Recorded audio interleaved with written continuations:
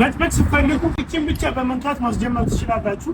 ሰላም ውድ የዩቲዩብ ተከታታዮቻችን፣ ዛሬ በዚህ ቪዲዮ አውቶማቲክ የልብስ ማሽን እንዴት ራሳችሁ መጠቀም እንደምትችሉ በዚህ ቪዲዮ ቀለል አድርጌ ያሳያችኋለሁ። በተለይ መጨረሻ ላይ ብዙዎቻችሁ ማታውቁትን አንድ ወሳኝ ቲፕ አሳያችኋለሁ። ላይክ እና ሰብስክራይብ በማድረግ ይጀምሩ። ወደ ቪዲዮ እንደምትመለከቱት ይሄንን ሶኬት ከሰካም በኋላ የልብስ ማሽኑ ሶኬት ከሰካም በኋላ እዚች ጋር ፓወር በተን እና ስታርት ፖዝ የሚል አለ። ምን እናደርጋለን? በመጀመሪያ የፓወር በተኗን ነው የምንነካው።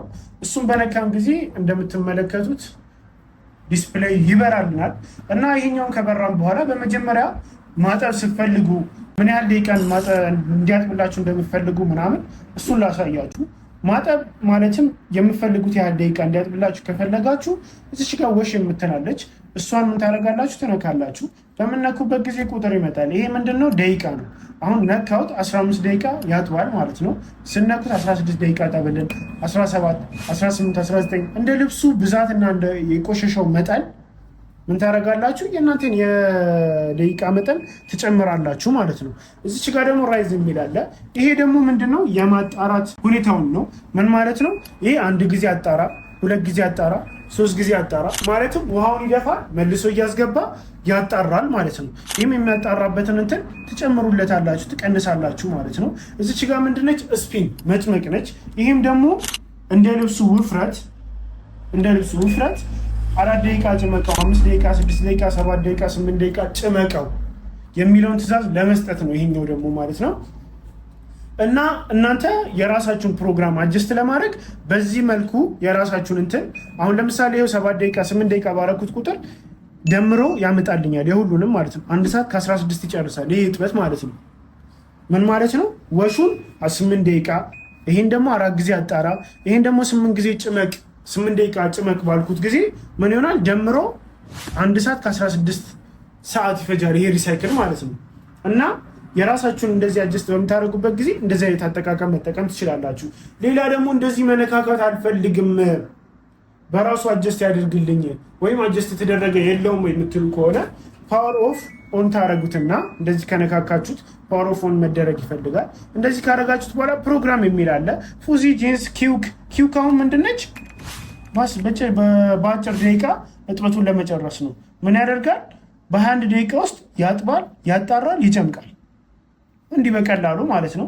እንደዚሁም ጂንስም እንደዛው ማድረግ ትችላላችሁ። ሄቪ በጣም ከባባድ ልብሶች ምናምን ሲሆኑ እንደዚህ ማድረግ ትችላላችሁ።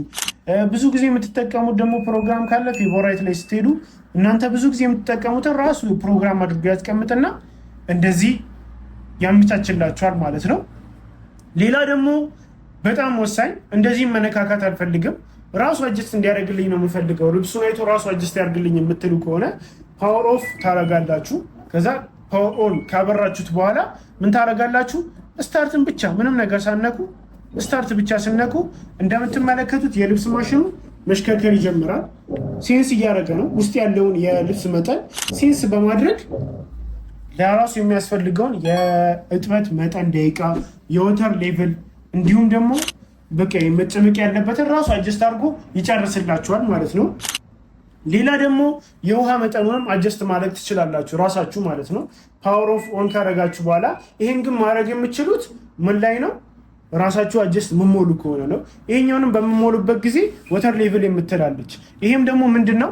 አንድ ካረጋችሁት በጣም ዝቅተኛ ማለትም ትንሽ ከፍ ብሎ ብቻ ይቆማል። 2 ስታረጉት ከፍ እያለ፣ 3 ስታረጉት ከፍ፣ 4 ከፍ እያለ እስከ 10 ድረስ መሙላት ትችላላችሁ ማለት ነው። የውሃውን መጠን እንደ ልብሱ ብዛት አይታችሁ የራሳችሁን የውሃ አሞላል መሙላት ትችላላችሁ።